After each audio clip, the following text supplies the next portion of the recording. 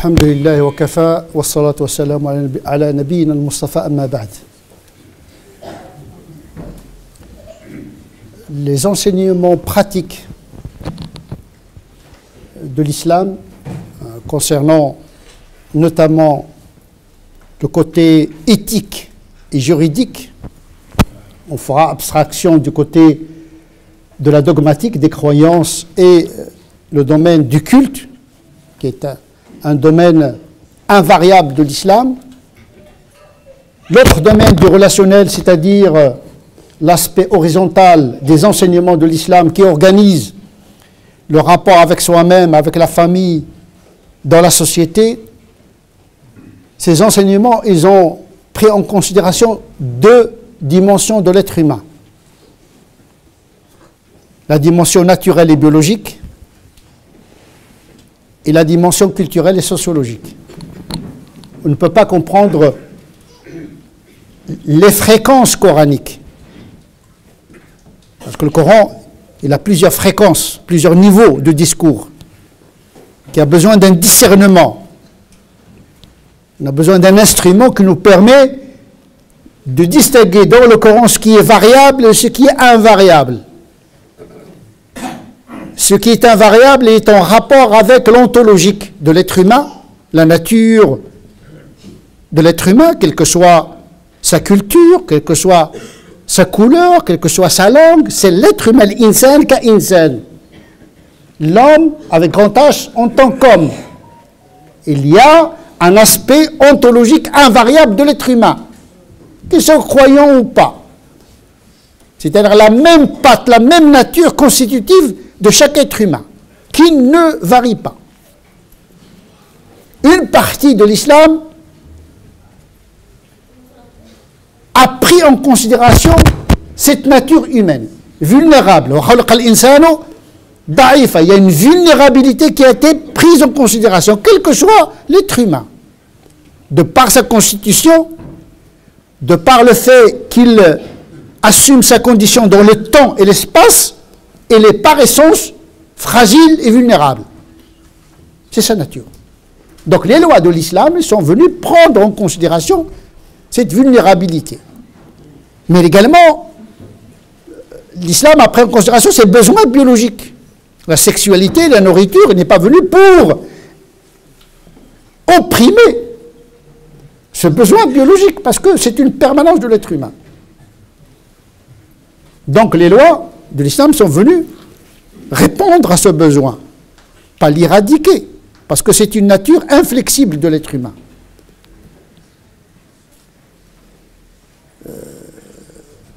Et donc il y a une partie qui s'adapte à cette nature, ce qu'on appelle l'ousa, la capacité de l'être humain à assumer un enseignement pratique de l'islam. La yukallifullahu nafsan illa wus'aha. Le principe de l'ous est établi.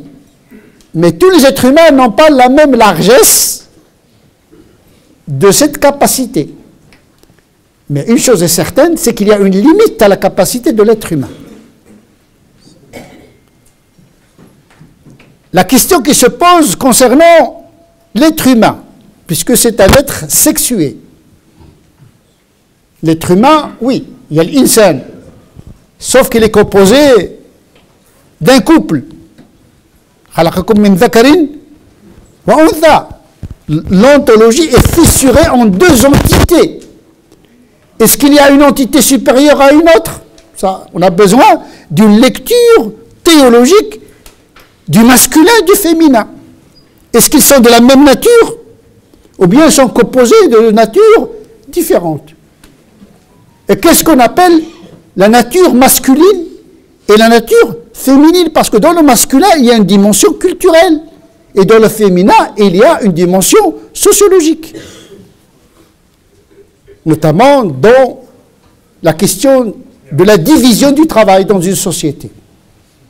Société patriarcale, matriarcale, polygame, monogame.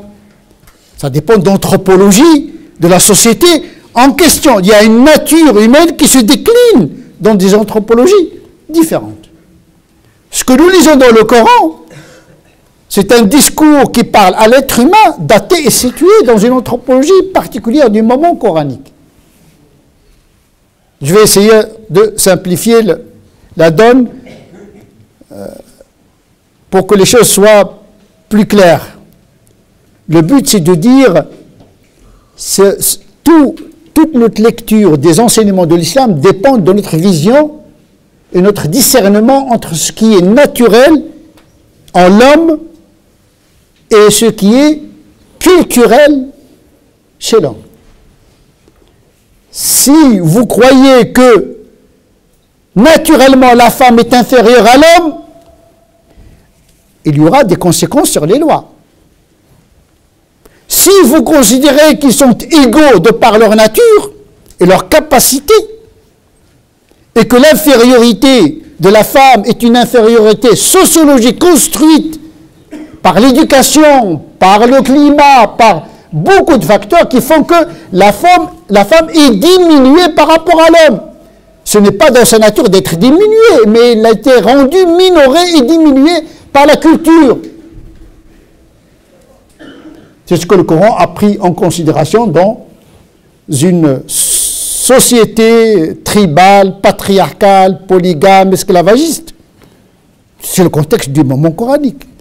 L'islam n'est pas venu éradiquer beaucoup de formes d'injustice. Comme disait Ibn Taymiyyah, en réalité, Dieu et son prophète, ils ont appliqué la sagesse qui dit, si tu veux être obéi, eh bien, ordonne le possible.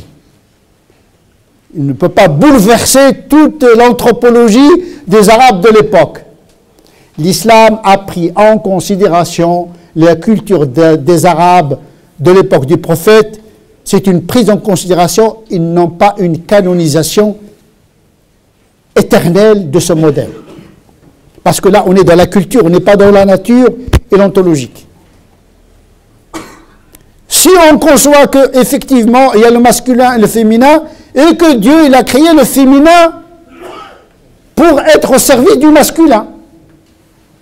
Il a créé Ève à partir d'Adam pour lui tenir compagnie. Dans une subordonnée ontologique. Si vous avez cette vision, eh bien, normalement, vous allez en tirer les conséquences. La femme ne doit pas sortir, elle doit être au service de son mari, etc. Elle n'est une bonne femme que dans la mesure où il sert l'homme. C'est pourquoi on trouve beaucoup de hadiths qui circulent, mais des hadiths qui font l'éloge de la femme, mais ce sont des éloges, en réalité, qui bénéficient à l'être humain. Choisissez la femme qui est fertile.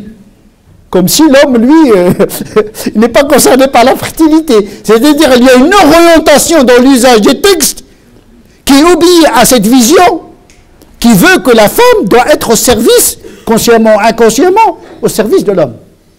Parce qu'on considère que la nature de la femme n'est pas la même nature que celle de l'homme masculin. Par conséquent, les lois vont être dans le sens de rendre la femme d'abord, pour être au service de Dieu, il doit servir son mari. Alors que l'homme, lui, il n'a pas besoin de passer par sa femme pour servir Dieu. En réalité, on a les deux textes, mais sauf que notre vision sélective, on choisit toujours, surtout les hommes, et choisit toujours la lecture des textes qui renforcent cette vision d'infériorisation ontologique de la femme par rapport à l'homme. Alors que les faits contredisent cette lecture. Les universités sont pleines de femmes, des pilotes femmes, et même dans la vitesse parfois, dans le sport, si vous faites une course avec une athlète femme, je pense que même au niveau biologique, si la femme s'entraîne, il y a des femmes guerrières dans l'histoire. Même la force physique. Mais parce qu'on a réservé le mouvement de la femme uniquement dans le foyer, qu'il n'a pas développé les muscles. Parce qu'on veut qu'elle conserve une certaine féminité au service de l'homme. Donc il y a une certaine mentalité qui assigne la femme à une infériorité ontologique. Mais à l'origine, Rien n'est dit dans le texte que les femmes sont inférieures ontologiquement et même biologiquement, parce qu'au contraire, les femmes sont plus résistantes aux maladies grâce à leur chromosome XX. À beaucoup de maladies. D'ailleurs, elles vivent plus longtemps que les hommes. Donc la fragilité de la femme n'est qu'une fragilité en apparence, d'une certaine manière. Donc effectivement, il y a le côté ontologique et naturel, il y a ses implications sur la question des lois. Il y a notre vision de la société, les cultures et leurs implications sur les lois. Toute confusion dans ces deux ordres, ils aboutissent à la formulation des lois qui créent le désordre mental, spirituel et anthropologique et sociologique et économique. C'est une équation à deux variables à équilibrer.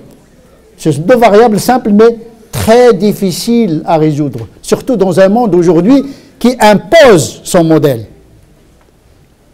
de la déconstruction, l'hybridation des genres et des identités. On n'est plus dans un monde où les cultures sont stables, les codes sont stables. Nous sommes entrés dans une incertitude anthropologique qui exige de nous d'être attentifs, de sérieux ce qui est permanent dans notre religion et de ce qui relève des variables sociologiques qui doivent évoluer en fonction de l'évolution du temps. نسأل الله عز وجل أن يجعلنا من الذين يستمعون القول فيتبعون أحسنه أولئك الذين هداهم الله وأولئك هم أولو الألباب اللهم اهدنا فيمن هديت وعافنا فيمن عافيت وتولنا فيمن توليت وقنا واصرف عنا شر ما قضيت فإنك تقضي ولا يقضى عليك اللهم صل على سيدنا محمد وعلى آل سيدنا محمد كما صليت على سيدنا إبراهيم وعلى آل سيدنا إبراهيم وبارك على سيدنا محمد وعلى آل سيدنا محمد كما باركت على سيدنا إبراهيم وعلى آل سيدنا إبراهيم في العالمين إنك حميد مجيد سبحان ربك رب العزة عما يصفون وسلام على المرسلين والحمد لله رب العالمين.